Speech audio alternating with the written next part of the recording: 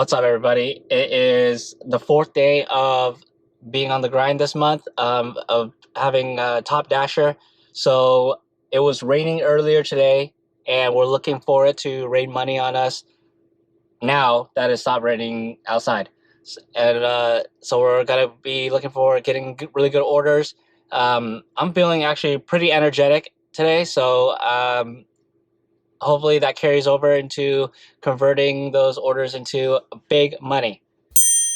The first thing you're going to find out about Seattle is that there's farmers markets everywhere, and it's Sunday, so throughout this video we're going to be having to park a couple blocks away and navigating through to get to the restaurant and pick up the order. Seattle just tries to be like this healthy city, and on top of having farmer markets, they're also like doing a lot of reconstruction to include bike lanes. And I mean, yeah, that's great and all. Everywhere you look, you can probably see a crane, or every few blocks you're gonna see some construction. Yeah, that's great and all to be healthy, but there's just a lot of construction going on. I mean, the cranes are for like apartment buildings and new buildings being built for these tech companies. But I mean, it makes it tough for door dashing. So that's good and bad, but there's nothing we can do about it except just grab these orders and complete them, and hopefully it doesn't cause too much of a problem. The next order I get is from Taco Bell, and it's a stacked order, $18.50 for 35 minutes.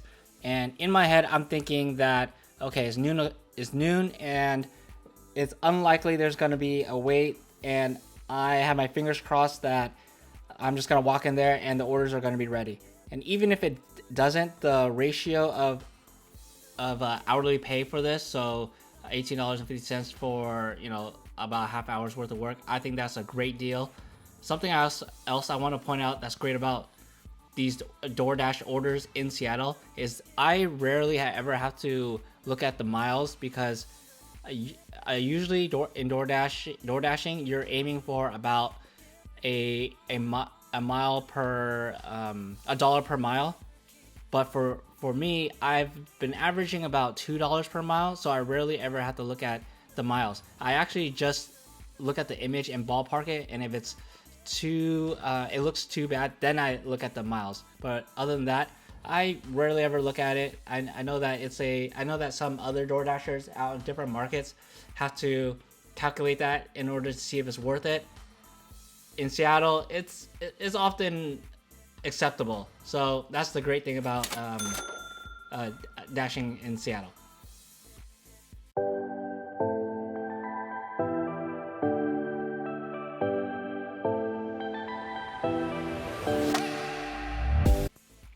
So here we are walking through another farmer's market, and we're trying to get to Nectar Juice Bar for our stacked order. And this order looks amazing, and throughout this video you're going to see a lot of hidden tips. The hidden tips is just a DoorDash thing, but in general, Seattle is pretty generous in their tipping. I would say about 50% are above average tippers. Maybe 35% is average tipping, and then the last is no good. In general, I mean, when I look at other videos and you see all these DoorDash meltdowns, it's hard for me to laugh at these videos, because I'm a dasher myself, so I know the effort and time put into delivering these orders, only to get punished if you, and I mean punished as in like the gas you put in and the time. So I'm pretty grateful that Seattle is very generous in their tipping, and in general you're gonna see pretty good tipping in this video.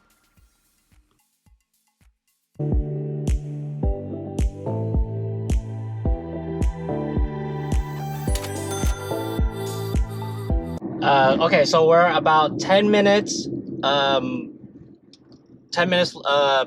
to the 3-hour mark, and we're doing phenomenal.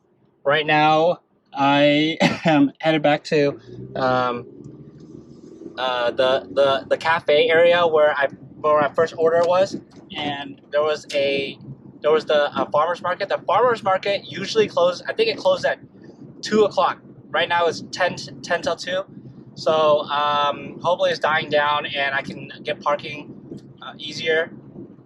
When I first started, that's when the farmers market. I think that's when it first started. I don't know.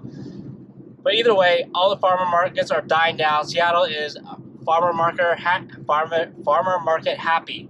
So, and Google does not take that into account. They just assume that everything is fine and dandy, but nope, you can't get parking nowhere. Streets are blocked off. So we just gotta roll with the punches. But we're doing on great pace right now, and I'm not really sure how the rest of the day is gonna go. I think this is the first morning Sunday I've done. Anyway, it's going well.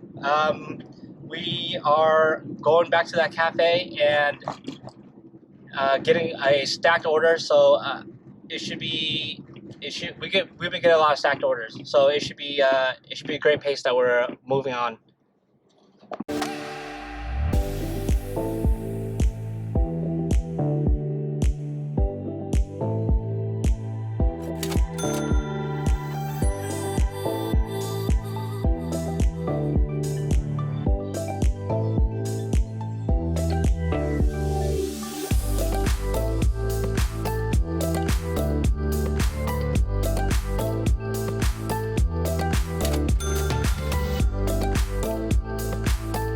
Okay, so we're back. I actually took a 25-minute break, and then I did a quick order from the Matador to customer's place. Now I'm back at the Taco Bell, but this one, okay, before it was noon and it was slow, and they still took a long time. But now there's nobody in the drive-thru, so it should be quick. So I'm gonna go in there, grab the next order, and continue on.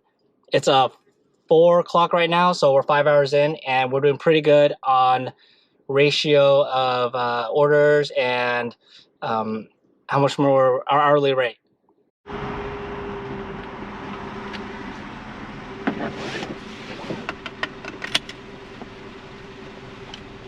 Hello, welcome. What can we get started for you today?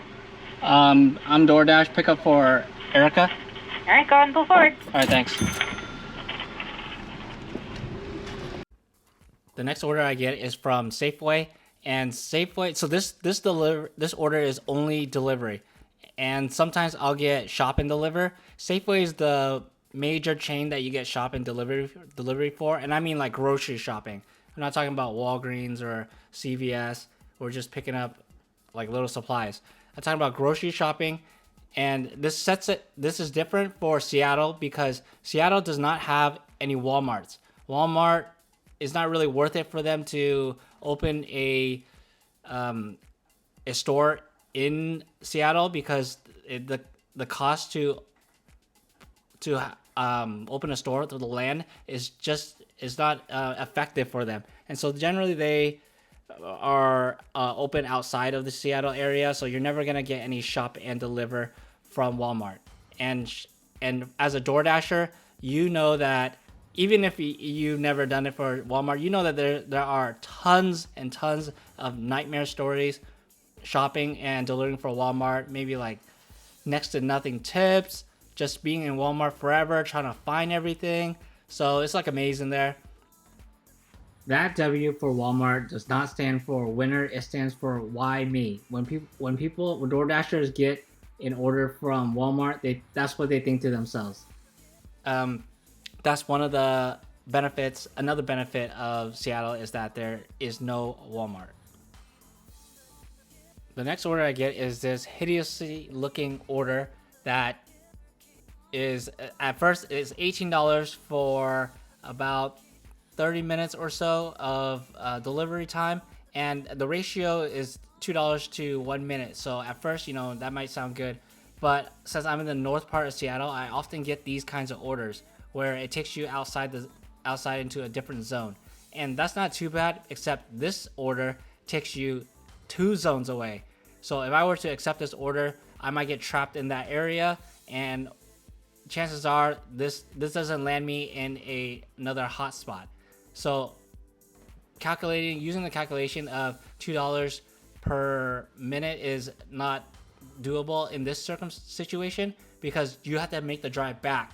And so oftentimes I will reject these kinds of orders, and in my mind I'm thinking I gotta get out of the north edge of the zone that I'm in. Right afterwards, I get another order that will do just that. It'll take me to the central part of Seattle, and thinking that in my head, I gotta get out of here. I look at this order, and this order's not pretty either. $12.50 for 40 minutes worth of time. That's not looking too good. 10 miles, that's not looking too good. But again, I gotta get out of this zone. So I think to myself, okay, I'm just gonna accept this. Fingers crossed that there's a hidden tip, and it'll bring me to a decent hourly rate. So I go ahead and accept this offer and make my way down to the central part of Seattle. And sure enough, we can't always get lucky with these hidden tips. Instead, I get 3 goose eggs, and that's unfortunate, but that's just the way it is. 7 o'clock right now. We're on great pace. I just accepted this order from Dino's Tomato Pie. It was like $20.25 right here. It looks like a trap though, because it's so much for 3 items. So we'll see if it's a trap or not, if we're gonna be there for like 20 minutes. Otherwise, that's the update. We're doing great in terms of hourly pay, so that's some good news.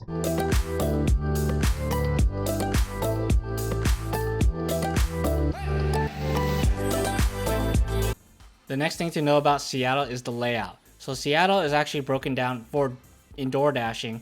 It's broken down to 3 separate sections: the north part of Seattle, the central part of Seattle, and the south part of Seattle. The north part of Seattle, I like it in particular because there's just central parts of where the restaurants are on main highways, and then you can just take it to the suburb area where the houses are, and you just drop them off. There's not a lot of apartment buildings in the north part of Seattle compared to the central part of Seattle. So the central part of Seattle has huge high rises, and so oftentimes if you take it to the central part of Seattle, then you're gonna have to go into the building and take an elevator up. The east and west part of Seattle, there are no high rises there, so you're taking your order to a very nice house. And so, but the other drawback is that you're not in a hot zone anymore, so you have to make your way back. The south part of Seattle, that part is not looking too good, mainly because of the West Seattle Bridge. The West Seattle Bridge is not but broken as in they found cracks in it, and so they had to shut down the bridge and make repairs for it. The next great thing about Seattle is the Seattle Premium Pay. And while the state is in a state of emergency, all orders have to tack on an extra $2.50 for every order that started or ends in the city of Seattle. And this has to be paid by the company. And you might think that this is going to end soon, but actually the city of Seattle recently just passed legislature that these companies have to pay delivery drivers a minimum wage. So we'll see how that turns out. Hi, pickup for Doordash for Joseph F. Sorry, what is the name? Doordash for Joseph F. Okay, come in. 1 second. Alright, thank you.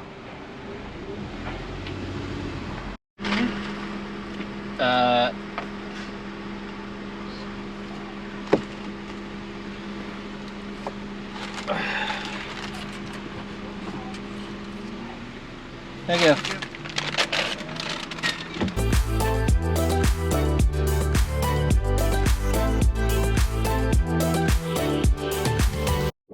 Okay, it's just about that hour where you can't see anymore. I'm parked and just got the lights on. We're doing really well. We're way ahead of schedule. There's only 2 more hours left, and I just gotta get my fingers crossed to punch us out. I'm on pace to set a new record for hourly pay. So um, let's just keep going. And if I have to, I'll have to just camp out at Dick's Burgers. So you might think that the greatest thing about Seattle is that you can start your own country here, but it's not.